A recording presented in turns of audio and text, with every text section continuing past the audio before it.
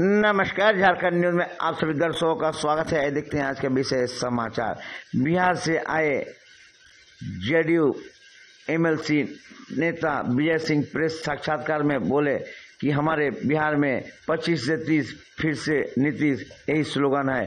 क्योंकि नीतीश कुमार अपने सीएम पद में रहते हुए सभी को शिक्षा, रोजगार, स्वास्थ्य और सभी काम किए हैं। इस दौरान बिहार के सभी जनता चाहते हैं नीतीश कुमार ही बने मुख्यमंत्री। आइए देखते हैं एक रिपोर्ट।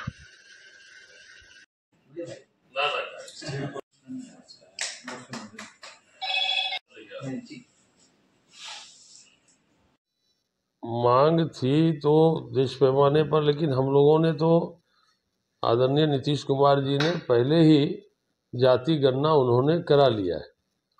और इस बार तो चूँकि सेंसेक्स होना है कि जनगणना का काम जो है हर 10 वर्षों पर किया जाता है, तो उस प्रकार से ये 10 वर्षों में काम की समय आ गई है। उस काम को पूरा करने का बात हो रही, पूरे भारतवर्ष में होगा।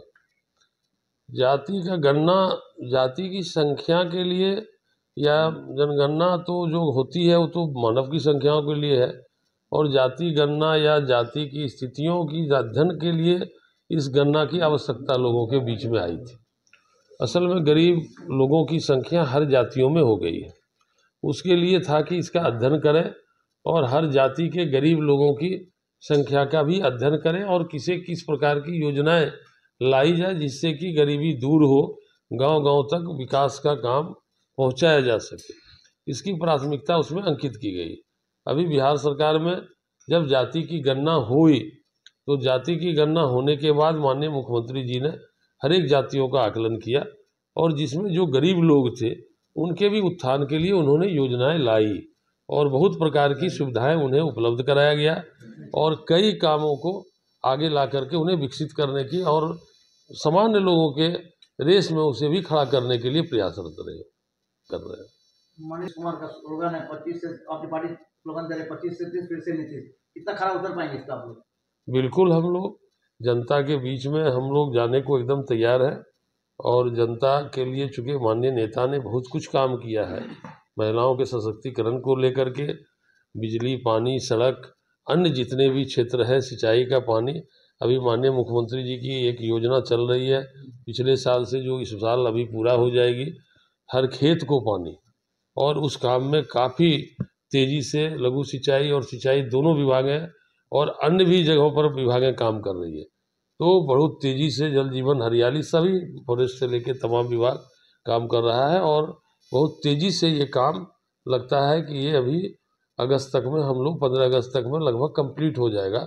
लगभग टेंडर हो गए, काम चल रहे हैं, हर खेत को पानी मिल जाएगी। सर, हर पार्टी का एजेंडा है शिक्षा, स्वास्थ्य और रोजगार। आपका अलग क्या है?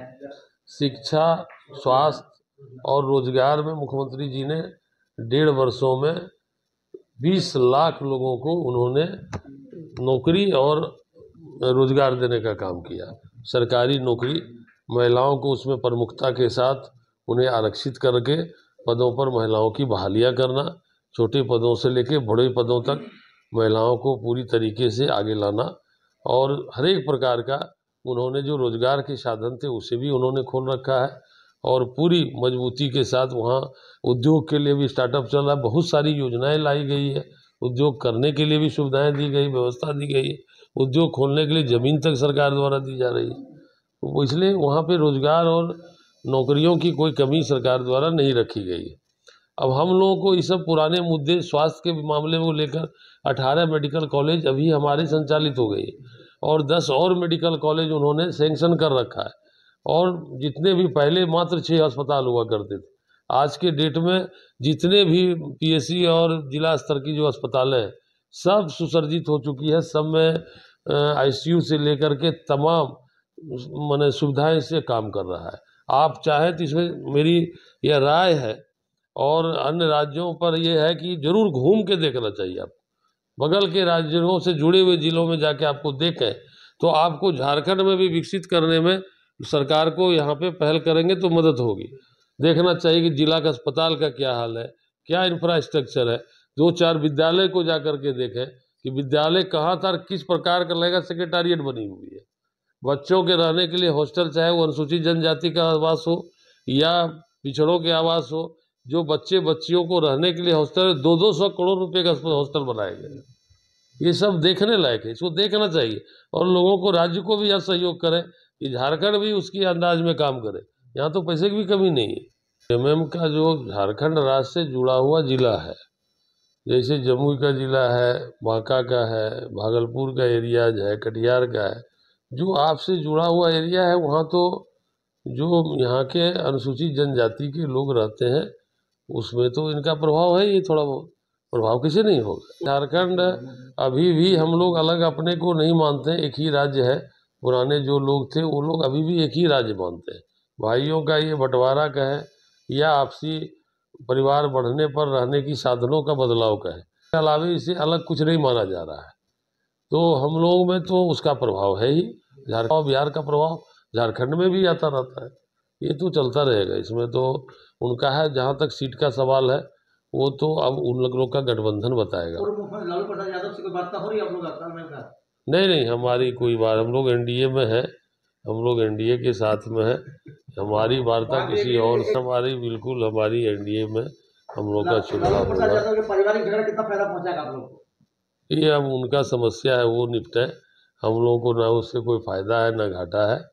हम लोग की अपनी अलग ठीक ठाक है। हम लोग को सब चीज़ों, हम लोग का पार्टी और नेता हम लोग के किसी के पारिवारिक मामले में कोई क्रिटिसाइज भी नहीं करते हैं, ना किसी प्रकार का आपके पास भी कोई कमेंट नहीं करेंगे। विजय जी, झारखंड के चाणक्य माना जाता है सरयू राय जी को, क्या उनसे कोई वार्ता हो रहा है? आप लोग भी वहाँ मेहनत करेंगे? नहीं, सरजू राय जी हमारे पार्टी के विधायक हैं। सरजू राय जी को अभी के चुनाव में वहाँ पे निश्चित रूप से लगाया जाएगा।